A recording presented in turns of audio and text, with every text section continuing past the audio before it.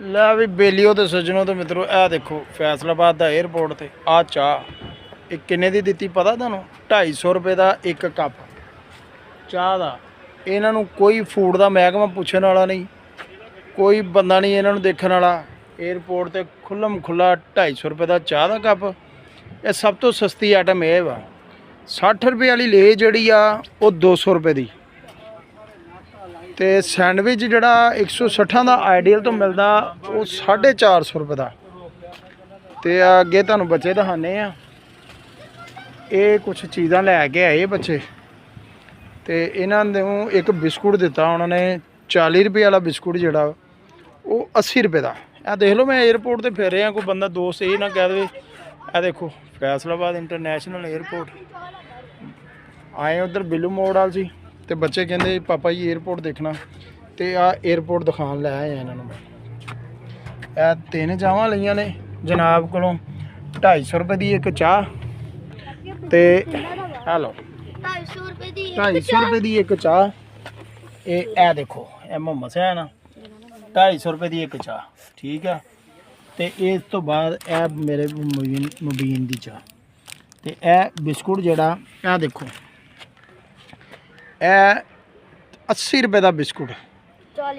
ਮੈਂ ਉਹਨਾਂ ਨੂੰ ਪੁੱਛਿਆ ਇੱਥੇ 80 ਰੁਪਏ ਦਾ ਪੁੱਤਰ, ਇੱਥੇ 80 ਰੁਪਈਆਂ ਦਾ 250 ਰੁਪਏ ਦੀ ਇੱਕ ਚਾਹ। ਤਰਲਾ ਮਾਰ ਕੇ 700 ਰੁਪਈਆ ਦਿੱਤਾ ਉਹਨੂੰ, ਬੜੀ ਮੁਸ਼ਕਲ ਨਾਲ ਲਿਆ।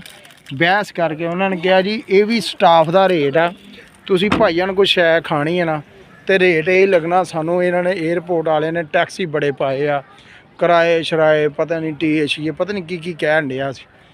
ਤੇ ਜਨਾਬ ਇਹਦੇ ਤੇ ਫੌਰੀ ਤੌਰ ਤੇ ਮੈਡਮ ਮਰੀਮ ਨਵਾਜ਼ ਸਾਹਿਬਾ ਅੱਲਾ ਤੁਹਾਡੀ ਹਯਾਤੀ ਕਰੇ, ਤੁਸੀਂ ਬਹੁਤ ਸੋਹਣੇ ਕੰਮ ਕਰ ਰਹੇ ਹੋ। ਫੈਸਲਾਬਾਦ ਦੇ ਵਿੱਚ ਵੀ ਹੋ ਰਹੇ ਨੇ ਇੰਕਰੋਚਮੈਂਟ ਤੇ ਬੜਾ ਜ਼ੋਰ ਦਿੱਤਾ ਜਾ ਰਿਹਾ। ਆ 에ਅਰਪੋਰਟ ਤੇ ਜਿਹੜਾ ਰਸ਼ ਵਾ, ਲੋਕੀ ਵਿਚਾਰੇ ਕਮਾਈ ਕਰਕੇ ਆਉਂਦੇ ਬਾਹਰੋਂ ਤੇ ਆ ਕੇ ਜੇ ਚਾਹਾਂ ਵਾਲਿਆਂ ਨੇ ਲੁੱਟ ਲਿਆ ਉਹਨਾਂ ਨੂੰ ਤੇ ਬੰਦਿਆਂ ਨੇ ਘਰ ਕੀ ਖੇਡ ਲੈ ਕੇ ਜਾਣਾ ਵਾ। ਤੇ ਤੁਹਾਡੀ ਮਿਹਰਬਾਨੀ ਹੈ ਜਿਹੜਾ ਫੂਡ ਦਾ ਮਹਿਕਮਾ ਤੇ ਪ੍ਰਾਈਜ਼ ਕੰਟਰੋਲ ਵਾਲਾ ਮਹਿਕਮਾ ਵਾ, ਇਹਦੇ ਤੇ ਜ਼ਰਾ ਤਵੱਜੋ ਦਿੱਤੀ ਜਾਵੇ ਤੇ ਬਰਾਏ ਮਿਹਰਬਾਨੀ 에ਅਰਪੋਰਟ ਦਾ ਜ਼ਰਾ ਰੋਣ ਲਾਇਆ ਜਾਏ ਪੂਰੇ ਭਾਰ ਨਾਲ। ਇਹਨਾਂ ਦੀ ਸੁਰਤ ਟਿਕਾਣੇ ਲੱਗੇ, ਕੌਣ ਖਾ ਰਿਹਾ ਇੰਨਾ ਮਾਲ। ਆ 에ਅਰਪੋਰਟ ਤੇ ਇੰਨਾ ਰਸ਼ ਆ, ਲੋ ਯਕੀਨ ਕਰੋ ਭੁੱਖ ਦੇ ਮਾਰੇ ਪੈਸਿਆਂ ਦੇ ਮਾਰੇ ਕੋਈ ਸ਼ੈ ਨਹੀਂ ਲੈ ਰਹੇ ਕਿ ਯਾਰ ਇੱਥੇ 60 ਰੁਪਏ ਦਾ ਜਿਹੜਾ ਬਾਹਰ ਚਾਹ ਦਾ ਕੱਪ ਮਿਲਦਾ ਇੱਥੋਂ 250 ਦਾ ਪੈ ਜਾਣਾ। ਤੇ ਲੋਕੀ ਡਰਦੇ ਚਾਹ ਵੀ ਨਹੀਂ ਪੀਣ ਦੇ ਇੰਨੀ ਠੰਡ ਦੇ ਵਿੱਚ। ਤੇ ਇਹ ਮੈਂ ਅੱਗੇ ਲਿਆ ਕੇ ਜਾ ਰਿਹਾ, ਉਹਨਾਂ ਨੇ ਅੱਗੇ ਵੀਡੀਓ ਬਣਾਉਣ ਕੋਈ ਨਹੀਂ ਦੇਣੀ। ਆ ਦੇਖ